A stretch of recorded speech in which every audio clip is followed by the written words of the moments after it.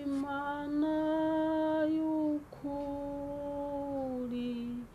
komeza kunyobora, urancishe mu nzira yo gukora ibyo ushaka, mwami kubaho nagufite bintera ubwoba n'amaganya, ndetse byabasha kungeza no mu rupfu vuba.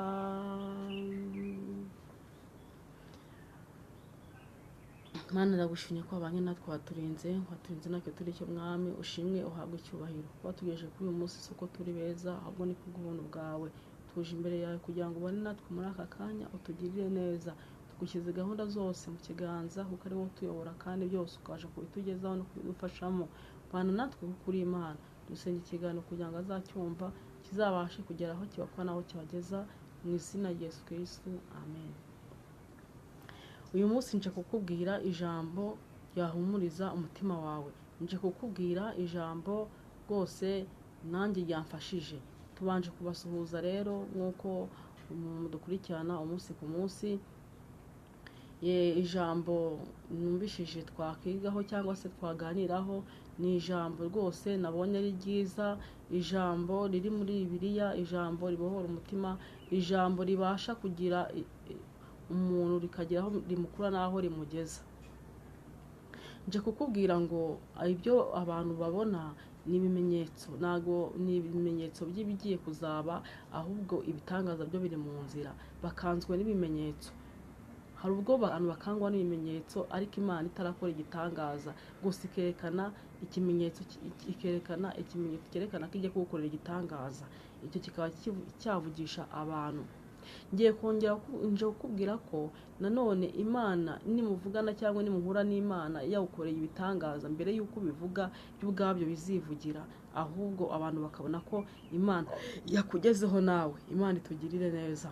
Ikindi nje kukubwira yuko ibimenyetso, bimwe mu bimenyetso abantu dusaba ari byo bituma hari ibindi bintu bitubaho. Bimwe mu bimenyetso abantu dusaba nibyo bituma hari ibindi bintu bitubaho. Imana itugirire neza. Kandi nje kukubwira ngo wemere iby'Imana ikubwira utiriwe wisaba ikimenyetso, kuko ari byiza kurushaho. Kuko mu bimenyetso hari ubwo usaba ikimenyetso nacyo kije kikaza nacyo atari cyiza, ariko nyine kubera kuba wagisabye kikaza. Nje kukubwira rero ngo ntiwongeye kwirirwa uvuga ngo Mana nshaka ikimenyetso, kuko hari ikimenyetso, hari aho Imana iguha ibimenyetso bikaba ari byiza bikaza binakoroheye, ariko hari aho yaguha ikimenyetso kikaza nacyo cyahinduka umutwaro kuri wowe. Imana ikora nk'Imana rero. Imana ntimuzayikineho, cyangwa se Imana ntimuzayiteranye ngo muhindure umubyara wanyu. Imana ni Imana nyine, ikora nk'Imana. Turabasuhuje rero nk'uko usanga mudukurikirana kuri izi mbuga nkoranyambaga. Twamenye kubivuga ntabwo kiducanga. Turabashimiye. Dusuhuje abari mu Rwanda, ababyeyi bari mu Rwanda turabasuhuje, abagabo bari mu Rwanda ndetse abakobwa n'inkumi, abasore rwose turabasuhuje. Turabaramukije mu izina rya Yesu Kristo. Dusuhuje urubyiruko, dusuhuje abantu mwese muri kudukurikira. Turi kubona muri kudukurikira muri benshi, kandi nta kibazo rwose. Mukomeze mudukurikire. Noneho abatarakora share n'abatarakora like na comment na subscribe, namwe mugerageze mushyiremo agatege, mwiyandikishe kuri iyi channel kugira ngo tujye duhana namwe, noneho tugire n'ibyo tubategurira. Kandi bibaye byiza ibintu mubona bitari byiza cyangwa se mwanenga, mwajya mubyandika muri comment kugira ngo tubashe kugira ibyo dukosora. Natwe turakosa, ntabwo turi abamarayika, turi abantu muri make, nibyo dushatse kubabwira. Mureke rero dusome iri jambo ry'Imana. Abanditse muri comment barambwira ngo njye mbanza shyiraho ijambo ry'Imana kugira ngo bagende baryumvishije, kuko akenshi hari nubwo baba badafite ngo umwanya wo kuryumva. Nje kubabwira ku mugabo rero wo muri Bibiliya rwose ufite amateka yamuranze kandi meza anashimishije. umugabo wo muri Bibiliya bita Zakariya. Zakariya niwe nje kukubwiraho. Zakariya ni umugabo wagize amateka meza kandi yubahaga Imana n'abantu. Ijambo ry'Imana turaribona muri Luka igice cyaho ni icya mbere, turahera ku murongo wa mbere kugira ngo twumve amateka y'uyu mugabo n'uburyo yabayeho. Zakariya igice cya urwandiko rwanditswe ngo na Luka, igitabo cya Luka igice cyaho cya mbere umurongo waho turahera n'umundi ku wa mbere, ariko yagiza kwahera kuri 5. Titire yaho iravuga ngo marayika ahanurira Zakariya ko azabyara Yohana. Imana itugirire neza. Marayika yiyeretse nde? Zakariya. Nawe marayika uyu munsi akwiyereke. Ku ngoma ya Herode umwami w'i Yudaya hariho umutambyi witwaga Zakariya wo mu mugabane wa Abiya, wari ufite umugore wo mu bakobwa ba Aroni witwaga Elizabeti. Bombi bari abakiranutsi imbere y'Imana, bagendera mu mategeko n'imihango y'umwami Imana byose, ari inyangamugayo. Imana itugirire neza. Bari inyangamugayo imbere y'Imana kandi bagendera mu migenzo yose y'umwami Imana, bakayikurikirana. Imana itugirire neza. Ngo Zakariya uwo nguwo ngo hari ku ngoma y'umwami Herode, ariko Zakariya yabaye inyangamugayo. Twakomeje ngo bombi bari abakiranutsi imbere y'Imana, bagendera mu mategeko n'imihango y'umwami Imana byose, ari inyangamugayo. Imana itugirire neza. 7. Ariko ntibagiraga umwana kuko Elizabeti yari ingumba, kandi bombi bari bageze mu zabukuru. Ntibagiraga umwana ngo Elizabeti, kubera ko Elizabeti yari ingumba. Wenda na Zakariya ashobora kuba yari ingumba, ntawamenya, ariko ngo ntibagiraga umwana. Ngo kandi ngo bari bageze ngo mu zabukuru, ariko marayika y'umwami w'Imana ngo arabiyereka. 8. Nuko ubwo Zakariya yari agikora umurimo w'ubutambyi imbere y'Imana, kuko umugabane we utahiwe n'igihe, ubufindo buramanuka nk'uko umugenzo w'abatambyi wari uri, ngo ajye mu rusengero rw'Uwiteka kose imibavu. Muri icyo gihe cyo koserezamwo imibavu, rubanda rwasengeraga hanze. Ngo muri icyo gihe cyo kuba Zakariya yajya gutamba ibitambo mu rusengero, ngo abandi batari bafite ikintu bashinzwe aho ngaho, babaga bari gusengera hanze. Imana itugirire neza. Mugiye kumva ukuntu Imana yabigenje. Twakomeje. Nimurambirwe, mutere agatebe mwicare, mwumve iyi nkuru ukuntu iryoshye, mwumve ubuhanuzi ukuntu bukomeye. Ngo rubanda basengeraga hanze, abandi bantu basengeraga hanze. Mu rusengero hinjiragamo umutambyi wenyine. Maze marayika w'umwami Imana amubonekera ahageze iburyo bw'igicaniro. Ngo marayika w'umwami Imana amubonekera ngo ahagaze ngo iburyo bw'igicaniro. Imana itugirire neza. Marayika w'umwami Imana nawe kubonekera. Ngo ahagaze iburyo bw'igicaniro cy'imibavu. Zakariya amubonye arikanga agira ubwoba. Ngo Zakariya amubonye ngo arikanga agira ubwoba, aratitira. Nawe hari ibyo uri kubona ukabona Imana iri kugenda ikora ibintu, ukabona nawe atitiye, ukavuga ati se nibi byakunda. Ariko ndanyamubwire ngo byakunda. Reka rero kuvuga menshi cyane utarumva ijambo ry'Imana. Ariko marayika aramubwira ati witinya Zakariya, kuko ibyo wasabye byumviswe. Umugore wawe Elizabeti azakubyarira umuhungu, uzamwita Yohana. Imana itugirire neza ngo witinya ngo Zakariya ibyo wasengeye ngo byumviswe, ngo umugore we agiye gutwara inda, ngo azakubyarira umuhungu ngo uzamwite ngo Yohana, mu cyongereza ngo ni John. Azakubera umunezero n'ibyishimo, kandi benshi bazanezererwa kuvuka kwe. Benshi bazanezererwa kuvuka kwe, kuko azaba mukuru imbere y'Umwami Imana. Ntazanywa vino cyangwa ibisindisha cyose, kandi azuzuzwa Umwuka Wera ahereye akiva mu nda ya nyina. Imana ibwiye marayika tumwe n'Imana, abwiye Zakariya ko azabyara umuhungu, kandi ngo uwo muhungu akamwita Yohana, mu cyongereza ngo ni John. Arangije amuha kondisiyo, amubwiye yuko ngo atazanywa vino, ngo atazanywa ibisindisha, ngo ariko ngo kandi ngo hari ikindi kintu ngo kizabaho, ngo azaba ngo azanezeza abantu. Imana itugirire neza. Benshi mu Bisiraheli azabahindurira ku Mwami Imana yabo. Ese wowe waba uri guhindurira abantu kujya ku Mana? Imana itugirire neza. Ese wowe misheni za Yohana urazumvishije? Yohana Imana yamumenye itaramurema, irabanza ijya kubwira na se, imubwira ko izamuha uwo mwana. Irangije igira purani, iyibwira papa we, iramubwira ngo Yohana wawe nubwo azavuka, ariko bizagenda uku ntazanywa izo vino, mbese ngo azanezeza amahanga, ngo azahindurira abantu benshi kujya ku Mana yabo. Imana itugirire neza. Abantu muri iyi minsi, iyaba nawe wamenyaga ko wahindurira abantu kujya ku Mana.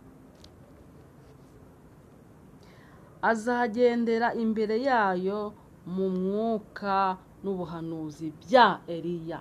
Azagendera mu mwuka n'ubuhanuzi bya Eliya. Iyo ni yari bije y'Imana kuri Yohana. Yari bije y'Imana kuri Yohana. Imana yari kumutegura. Imbere y'uko imurema irabanza iramutegura, irabanza ijya kuri se iramubwira, kuko se yahoranaga amakuru, yagenderaga ku makuru Imana yamuhaga. Imubwira ukuntu bizagenda n'ukuntu uwo mwana azaba ameze, imubwira karagiteri zizamuranga kugira ngo bitazamutungura. Ikintu cya mbere ni amakuru. Niyo mpamvu nakubwiye ngo Imana igiye kukwiyereka, Imana igiye kuza kukwiyereka, Imana igiye ibyo ubona ni ibimenyetso, ntabwo ibitangaza biraza. Imana yaramanjira amwiyerekera, imubwira ibitangaza biza nyuma, none hakurikiraho kumutwara. Reka ubanze wumve ukuntu byagenze, ariko urumva ko azagenda mu bimenyetso n'ibitangaza ngo mu mwuka nk'uwa Eliya. Asanganye imitima y'abase n'iy'abana, n'abatumvira Imana azabayobora mu bwenge bw'abakiranutsi. Urumva? Ngo azasanganya imitima y'abase n'iy'abana, ngo n'abatumvira Imana ngo azabayobora mu bwenge bwo gukiranuka. Ngo ategure ubwoko bwatunganirijwe Umwami Imana. Azategura n'ubwoko bwatunganyirijwe Umwami Imana. Imana itugirire neza. Icyo bita kubaho hari intego nyamukuru ufite mu mutima wawe. Yohana yabayeho nawe abaho ariko hari intego Imana yamuhaye cyangwa se yamuremeye, ariko ibanza guca kuri se. Imana ibibwira se. Zakariya abaza marayika ati, ibyo nzabibwirwa n'iki, ko ndi umusaza n'umugore wanjye akaba ari umukecuru? Ahangaha mageze nakubwira ngo wirinde kugira ute gushidikanya kubyo Imana ikubwira. Imana ifite uburyo izabigenza, ibyo bintu bigasohora utiri gusaba ikimenyetso. Imana yabikora nta kimenyetso wayisabye, yanabikora n'ikimenyetso yaguhaye, kuko Imana yikora nk'Imana nikora nk'abantu. Yari izi impamvu ripfa kuba agiye icitse ikarivuga ngo nzagukorera ibi n'ibi. Si ngombwa kwiguha ibimenyetso, ariko nakubwira ngo nanone ngo ibimenyetso uri kubona ni itangiriro ry'ibyo Imana yakubwiye, ntabwo ari ibitangaza biri inyuma. abari gutangazwa n'ibimenyetso bari kubona biri kubaho, ni ibimenyetso bitangaza n'ibiza, barabura icyo bavuga, bari kuvuga nuko babonye ibimenyetso. Ibitangaza n'ibiza biragenda gute? Marayika aramusubiza ati, ndi Gaburiyeli uhagarara imbere y'Imana, kandi natumwe kuvugana nawe ngo nkubwire ubwo butumwa bwiza. Urumva ukuntu marayika yabwiye Zakariya ati, njye ndi marayika uhagarara imbere y'Imana, natumwe nawe kukubwira ngo nkubwire ubutumwa bwiza. Nanjye natumwe n'Imana kukubwira ngo nkubwire ngo ibyo uri kubona ni ibimenyetso by'ibitangaza Imana igiye kugukorera. Ibitangaza n'ibiza, reka bavuga ibitangaza n'ibiza, noneho birasanga imitima yatangiye kubikemanga ko n'ubundi Imana muri kumwe. Imana itugirire neza. Nuko dore uragubwa ururimi kandi ntuzabasha kuvuga kugeza mu minsi ibyo bizakuberaho. Urumva ikimenyetso ahise abona? Hahandi nakubwiye ngo wirinde kugira ibimenyetso waka, kuko Imana ishobora gukora igakora ibitangaza atari uko yabanje kubanza kuguha ibimenyetso. Ariko hari n'ibimenyetso n'ubundi bishobora kubuza nyine kikaza ari ikimenyetso kitagira icyo kigutwara. Ariko mu bimenyetso Imana itanga, hari ubwo itanga ibimenyetso n'ukuri bikomeye pe, kuko utemeye ko amagambo yanjye azasohora mu gihe cyayo. Urumva ko utemera? Imana itugire neza. Hano harimo isomo rikomeye cyane. Wirinde gushidikanya, wirinde kutemera ko ibyo Imana akubwiye bizasohora, ahubwo ubyemere nk'ukuri, ubyemere nk'ibiri burare bisohoye, kuko Imana yo igiye gukora irakora. Nawe uyitanga imbere, yivuze nawe uyivuguruza, iyo ikoze nayo ikuma mu nkokora, iyo yategetse birakomera. Ni Imana. Abantu bategereza Zakariya batangazwa nuko atinze mu rusengero, maze asohotse ntiyabasha kuvugana nabo. Bamenya yuko hari icyo yerekewe mu rusengero, akajya abacira amarenga akomeza kuba ikiragi. Imana itugire neza. Nakubwiye ngo hari ibintu bigiye kuba, abantu bakemera cyangwa se bakatangara, bakemera ko wahuye n'Imana atari uko wabibabwiye, atari nubwo ko wagiye guhara gushima Imana ngo babimenye ko wayishimye, ahubwo bo bagatangazwa n'uko Imana mwahuye, bakavuga ati ibimenyetso tubonye biremeza ko runaka yahuye n'Imana, nuko bizagenda. Aba bantu bahise bemera ko Zakariya yari ari kuvugana n'Imana bitewe n'ibimubayeho. Zakatangira kubacira amarenga, ariko ntibabimenya. Ariko bari bamaze kwemera ko byanga byakunda Zakariya ari kuvugana n'Imana mu rusengero, ariko yabonanye n'Imana, Imana yiyiziye.